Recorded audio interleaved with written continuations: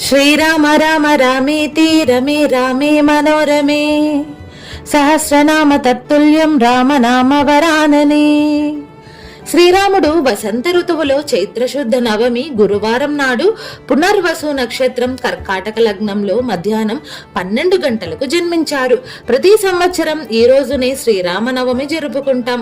అయోధ్యరాజు అయిన దశరథుడు రాణి కౌసల్యలు జరిపిన పుత్ర కామేష్టి యాగ ఫలితంగా కలిగిన సంతానం శ్రీరాముడు.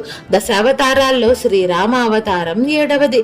శ్రీరామ జననం కంటే ముందే రావణాసురుడు ఈ లోకాన్ని మొత్తం మల్లకొల్లోలం చేస్తుంటే అటువంటి రావణాసురుడిని సంహరించి ధర్మాన్ని రక్షించాడు శ్రీరాముడు.